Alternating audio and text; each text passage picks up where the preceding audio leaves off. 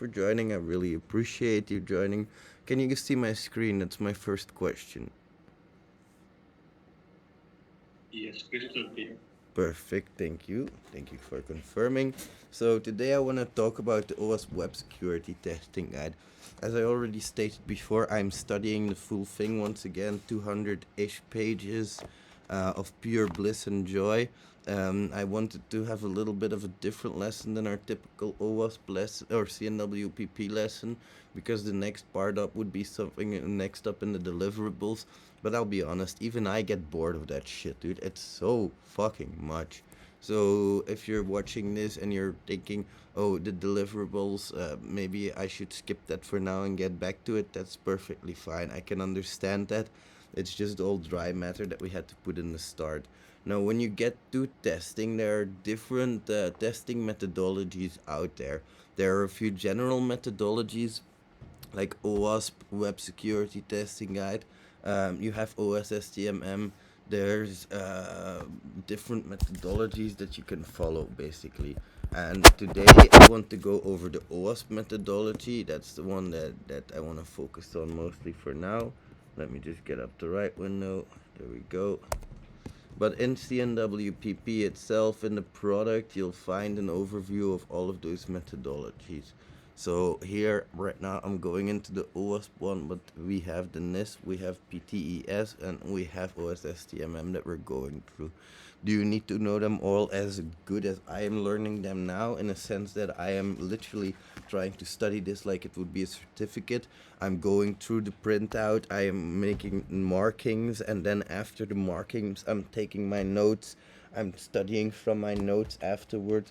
Do you need to know it as good as this? No, of course not. But I have, how do I put this? I've put together a few things which I would like you to, at the very least, remember about OWASP. So let's get on to that. Let's get the slideshow going. So here we want to start with OWASP. First of all, they start with the principles of testing. Now, if you read this book, they start with the principles of OWASP almost, and testing techniques, test requirements, then they go over to the OWASP testing framework.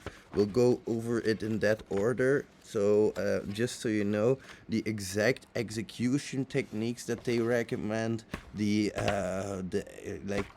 how do I put this? The hacking, I should say, that is not something that I expect you to learn from this book.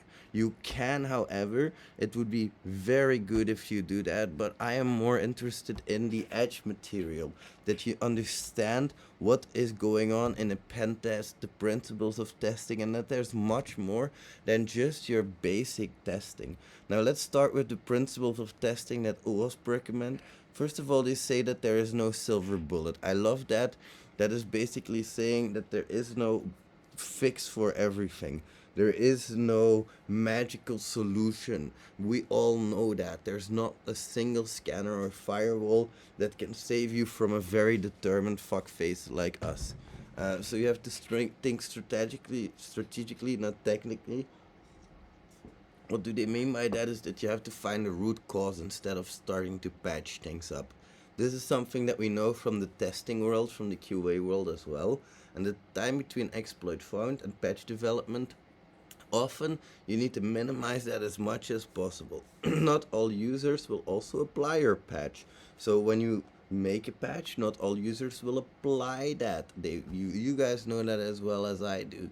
If your operating system is screaming at you for an update for the 256th time, you're very happy to say do that tomorrow. Just like me.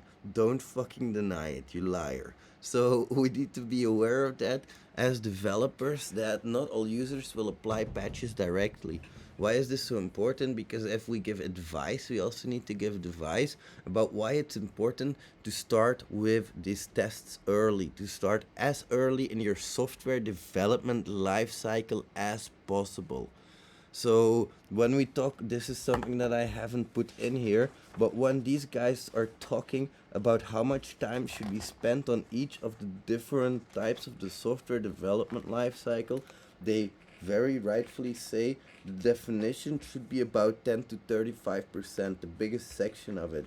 The design should be another big section, 15 to 35%. development 12 to 25%, and deployment 10 to 15, with the same for maintenance. So when it comes to software development lifecycle, what we mean with that is this. You first of all define, design, develop, deploy, and maintain. This is also in the OWASP web security testing guide if you go through that. When it comes to the test techniques that you need to take into account, they say about 50% should go to your process review and manual inspections. What exactly that means we'll get to later. Code review should be 35% and your security tasks should be 15%. So software development lifecycle is king. You'll have to start looking at secure software development lifecycle frameworks if you want to be a successful company. We as pen testers start with a pen test, but you always want to upsell them into rooting security within their entire company, and that's what we want to achieve, kind of. We want to test early, we want to test often. The earlier that a bug is detected, the easier and cheaper it is to fix. Just think about it. If you have to fix a bug in documentation, that just means changing documentation. If you have to fix a bug in production, that means going through the entire development process.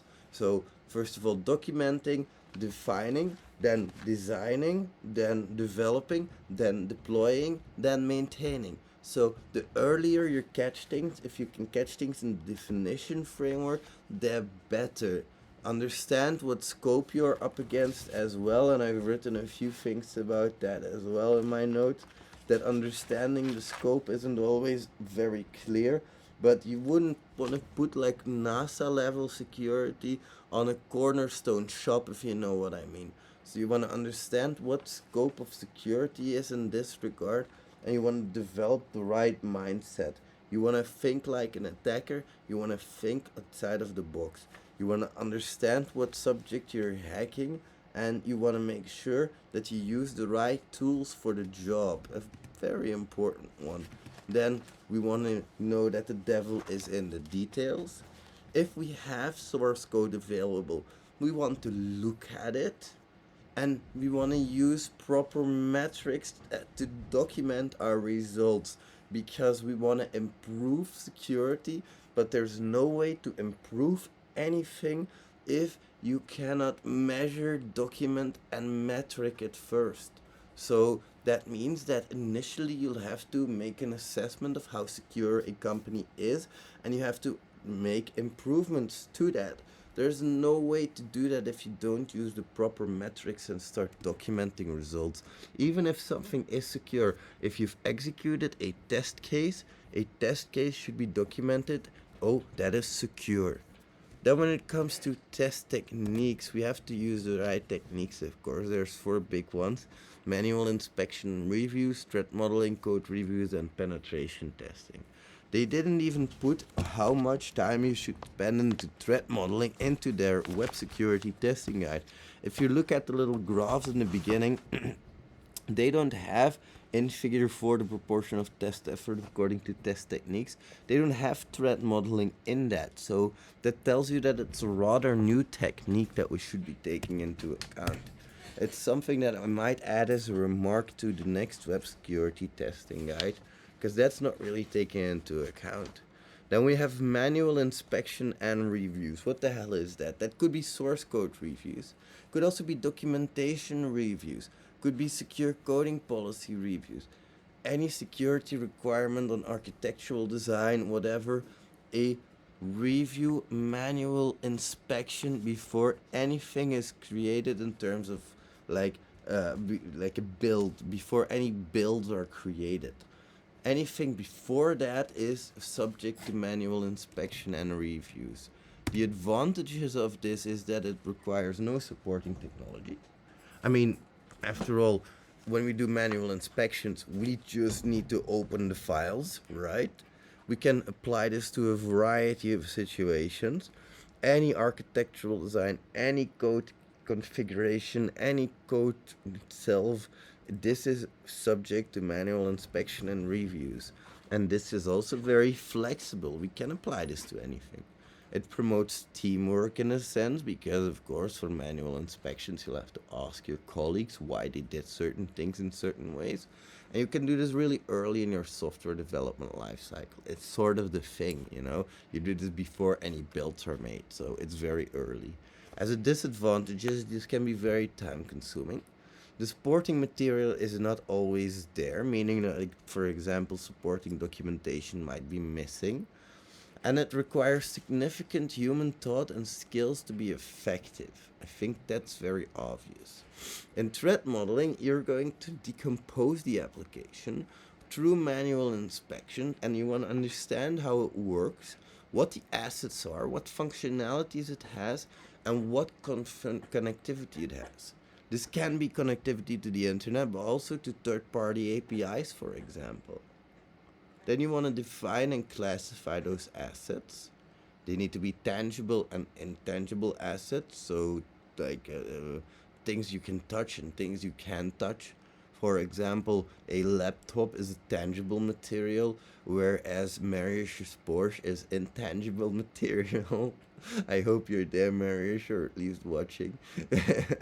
This is, you want to rank them then according to business importance. For example, my MacBook is very important as a tangible asset. Marius' Porsche is not very important as an intangible asset. That is my business importance. Then you want to explore potential vulnerabilities, whether they're technical, operational, managerial, whatever. You want to go through that. Lastly, or like previous to last, you want to explore potential threats by developing a realistic view of potential vectors. You want to start thinking as an attacker, and you want to start using threat scenarios or attack trees. You also want to start creating mitigation strategies, that is the last section, for each of the threats that you deem to be realistic. So let's say that as an attacker you might think of a brute force attack that was realistic. Well, then you want to start thinking about mitigation strategies for those. So that's what threat modeling is: decomposing your application, ranking it in terms of business importance, then exploring potential threats and creating mitigation strategies for that. The potential advantages are that this is very practical, and from an attacker's view, it's flexible, and it comes very early in the software development lifecycle. As a disadvantage, this is a relatively new technique with good threat model techniques, also not meaning automatically, not meaning that your software is good. So this means that if you have a great threat model, it doesn't mean that you have great security automatically. You still need the other phases that we discussed.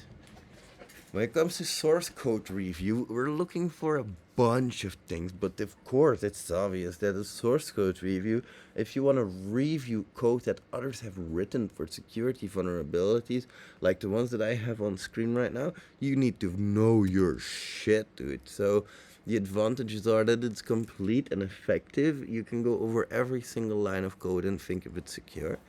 Can be very accurate and can be fast, but can miss things, especially in compile libraries. That means that if I am a developer and I use a third-party piece of software that is compiled, I might miss issues there.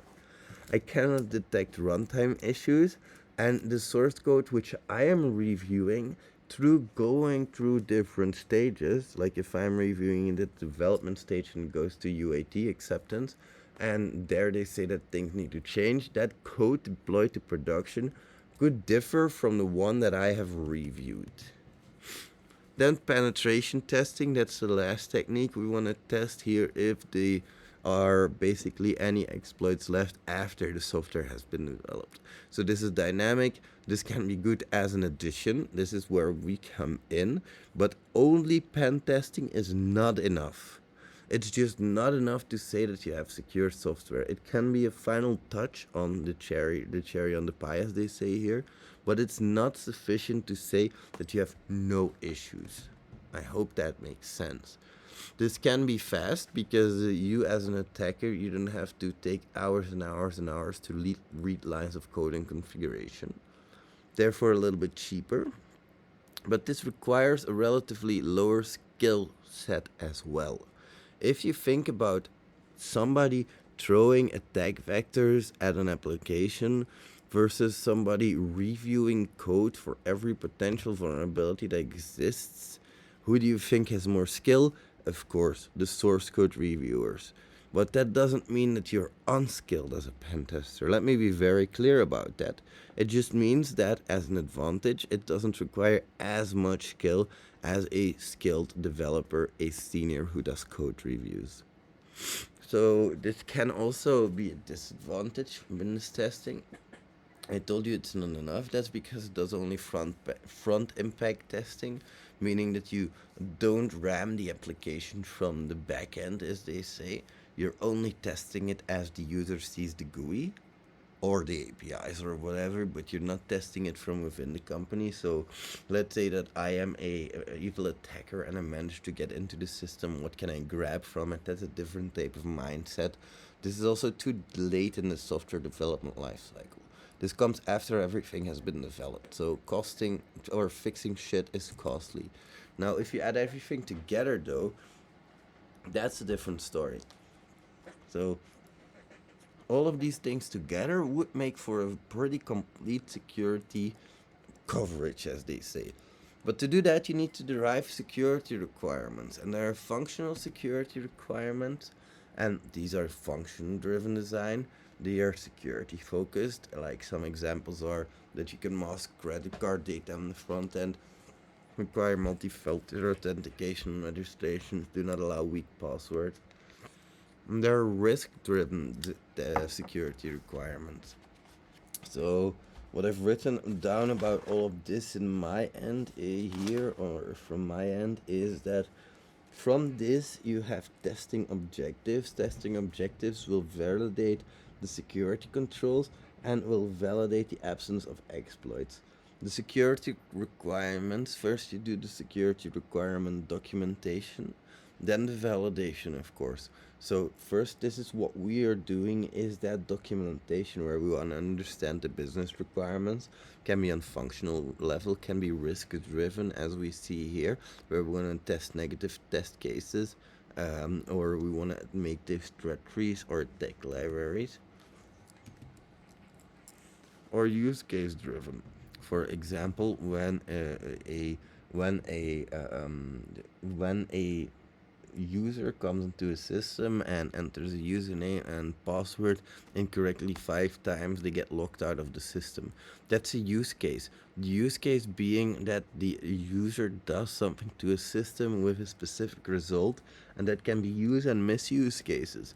I gave you a misuse case in terms of like 5 wrong passwords or whatever. That's a misuse case. So do you remember functional, risk-driven, or use case-driven? What do you need to know about all of this shit in terms of deriving these requirements? Not a lot. I don't expect that. The rest that you have coming here, or the rest that's coming up, is basically the pen testing guide. So from my end, I'll go through that. I will complete this later, but this is basically the next thing coming up is the OWASP testing framework, and we have seen that. We know what that is. We know that it's defining a software development lifecycle. Then during the definition and design, you will review your security requirements, review your design and architecture, create and review UML documents and threat models, and then during your development, you'll do code walkthroughs, code reviews, and then after, you'll do your pen testing. This is not included in the guide, and everything after this is also not included in the guide, because this is very specific attack techniques. I love it if you know them, but I have the attack techniques that I want you to know in the course itself. Do I have questions about this so far from the audience? Holy shit, a lot of people joined.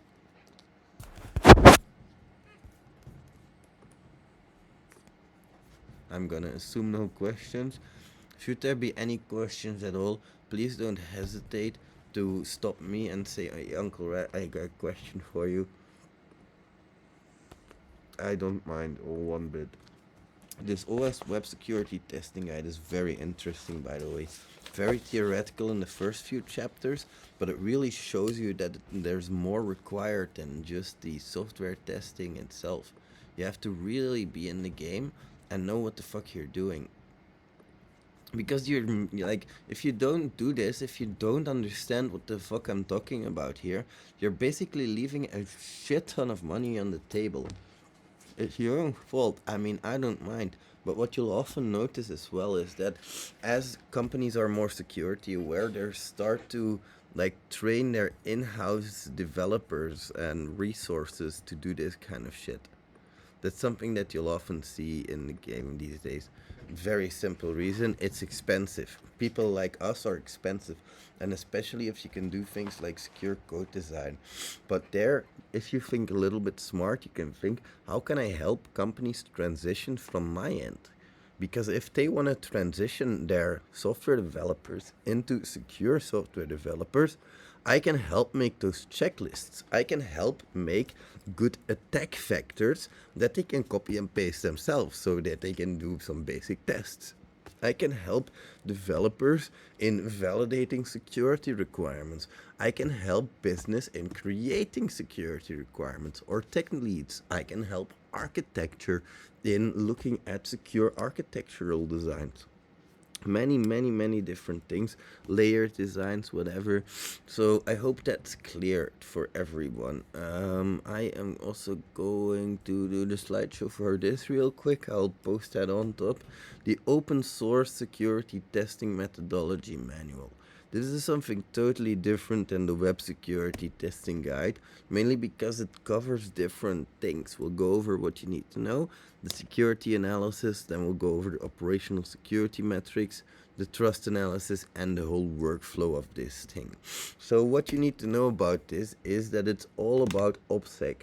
Orgus can confirm my OPSEC is great. Everybody shut the fuck up. I don't want your opinion. You want to move assets away from the threat as far away as possible. And again, based on specific security requirements. You want to neutralize threats by doing, for example, input sanitization. The problem is that these guys say that 100% security is possible if we can cover that the threat and assets are separated and neutralize the threat properly. We all know that in practice this is nearly impossible. Nearly impossible, I say. I mean, you could block out everything and you could just not have any users and you could just not connect your site to the internet, and then you're pretty safe, I would say.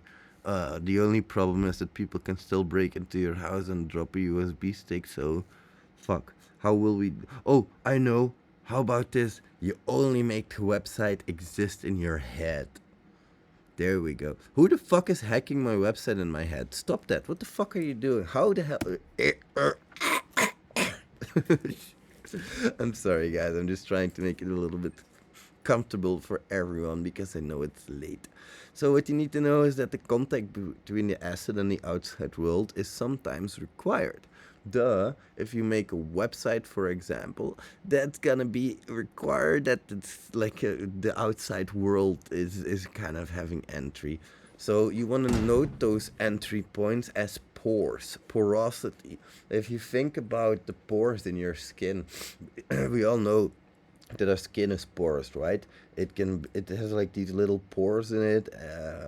You can think of the same for every entry point into your internal infrastructure. So for a simple website, that would just be the web server with one entry point having the porosity of 1. If you think about a whole network of offices that are interconnected, that has bigger porosity. You can imagine that the pores are just bigger. There's more openness to the world. And the more porosity you have, the less security you have. This can be the pores. They can be visibility pores. So just seeing that there's an entry there. It can be access ports, so just like a web server, for example, you have access to a web server, or trust ports, where basically there's a trust relationship between the asset and whatever is connecting to that. So an FTP, for example. The assets can be accessed through the pores with various controls. Again, important word to understand. So there are 10 interactive controls, the authentication control, indemnification control, the contract enforced between the asset and the interacting parties, the resilience control, subjugation, the assurance interactions can only occur according to the defined processes, and the continuity. What the hell does this all mean? Basically, if I have a access to the outside world, I can put 10 controls on these pores to make it more secure. I can put, so for example, on a website, I can put a control for authentication. I can put a control as a contract, for example, between the asset and the interacting parties. Indemnification, resilience, subjugation, what all of these words mean. I mean, it's best if you just look it up for a moment. I don't expect you to know all of these controls from the top of your head. And that slides in there twice. If we map these controls in terms of the objectives. So we have the objectives that we all know, the CIA triad, right? Confidentiality, integrity, and availability. When it comes to confidentiality, the operational controls are confidentiality, privacy, authentication, and resilience. So if you think about some information that you want to keep confidential, you can put confidentiality on it, privacy, authentication, and resilience. If you want to keep a system integer, and so that you can trust that system, of course we have the integrity control, the non-repudiation, and the subjugation. I don't know what the fuck these words mean from the top of my head, dude. I don't have it in front of me, so you'll have to look it up. And in terms of availability, we have continuity, of course, indemnification, and alarms when it's not available. I hope that's clear, because that's quite a lot of shit, and I'm gonna throw more on top of it just to make things, I don't know, a little bit more just fucked up. Why not? So now we have different categories. The previous things that we had, so the controls mapped to the objectives, now we only have those controls here in the OPSEC. We have categories that we want to divide them in with limitations. So what does this mean? In terms of operations, we have visibility, access, and trust. And we have the limitation in terms of visibility if exposure. If your system isn't visible, there's a limitation on exposure. If there's an access or trust issue, then you have a vulnerability limitation. That's in the operations category. Moving on to the controls, we have the interactive and the process controls. So the interactive controls, authentication, indemnification, resilience, subjugation, continuity, they are classed as the weakness limitation. When it comes to class B or process controls, non-repudiation, confidentiality, privacy, integrity, and alarm, they are mapped as the concern limitation. Holy shit, that's a sandwich and a half, isn't it? So let's bring it all together in a methodology. When you have an entire company that you need to secure, think of every contact point of an asset with an outside actor.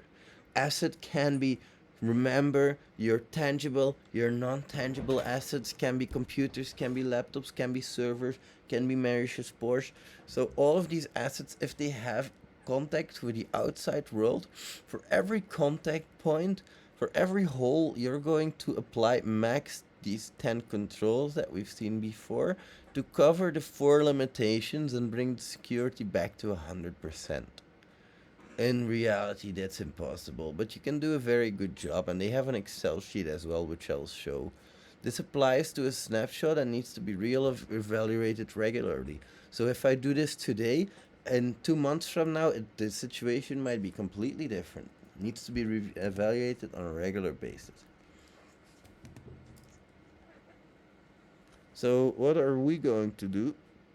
We are going to take 7 steps for every security test.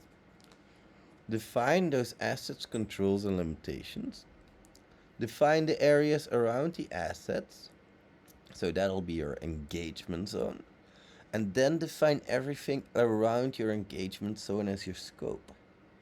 The interaction of the scope with the world is your vector, and then the equipment required are your channels. Then you want to define your test types and your rules of engagement. For every security test, you do this. So, doesn't mean for every attack that you want to do. For every, if I hire you now as a security tester, you will do these things for me according to OSSTMM. So what that exactly means, all of these things, I'll go over in an example. But these are 7 steps that you need to do for every attack that you want to proceed with in terms of a test. Then you have the scope, which is the total possible operating security environment. So for any interaction with any asset, you may control this may include physical components of the security measures. And then we have channels on top of that. On top of all of this shit, OSSTMM, they have channels through which these vectors can go into your scope. Remember, we have the scope defined with the asset in contact with the world. In terms of vectors, we have the human, the physical. So we could, as a human element, comprise somebody else. We can physically go into a building and break in. There is the wireless aspect of all of this shit as well. So we can wirelessly, not only through Wi-Fi, because we all know Wi-Fi, but just think about hacking a Bluetooth keyboard or something. Then you have telecommunications, so networks, digital or analog, and data networks. This is all electronic systems and data networks where interactions take place over established cable and wired network lines. So we also have classifications here. This is, and then in total, I don't expect you to know this. I just wanted to show you this. This is a 4-point process where you start with your induction, so your tester is interacting with the world, understanding where the target resides, from where we want to inquire, inquest, that is the C that you see in here. So that is the inquest, the interaction between the target, and the intervention is between the world and the target. Don't worry about this. As a trifecta, you do have to ask these 3 questions. How do current operations work? How do they work differently from how management thinks they work?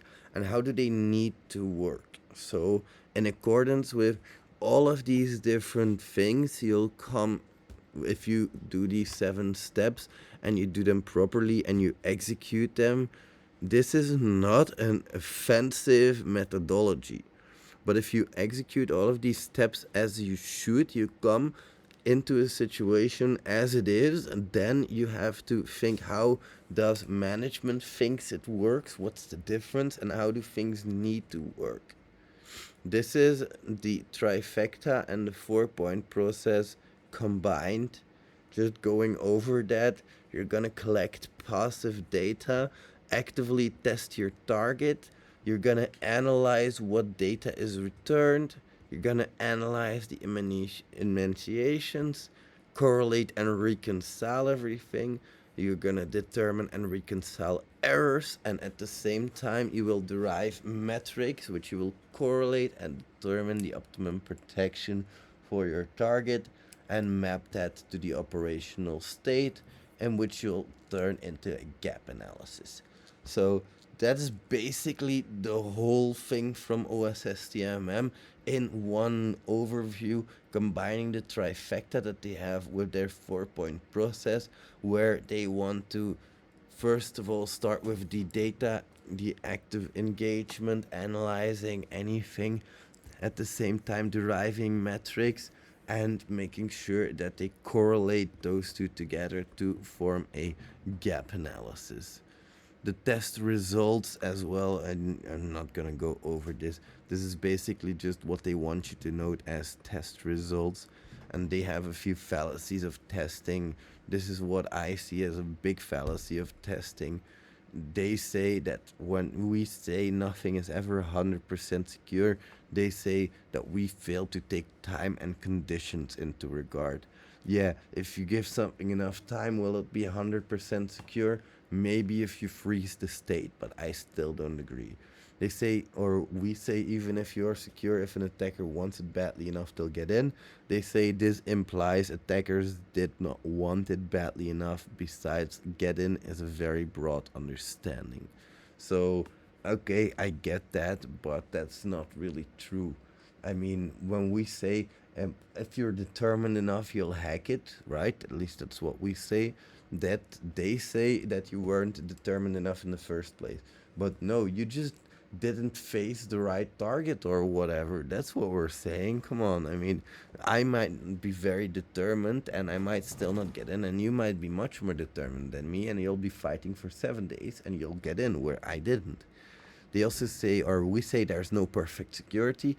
They say there can be perfect security for the requirements as covered by tests. Yeah, but what about missing requirements, dude? Are you fucking dense? Come on. And then they say security is a process, not a product. It can be both and more. That's what they say on that. In terms of metrics, what they give as metrics is great in terms of, like, we talked before about metrics. They have a RAF calculator. I included that in the course material. There they say you need to look at porosity, the controls, the limitations, and then you have the actual security percentage. So basically you can give a how much of a percentage is covered in terms of the security requirements that you have, but I still feel like there is something missing in terms of security requirements that are not documented. I hope that makes sense. Are there any questions about this so far? Probably a million, but yeah, I can understand if it's hard to voice them. I'm always open for questions around this shit, by the way, guys. So if you have questions, don't hesitate to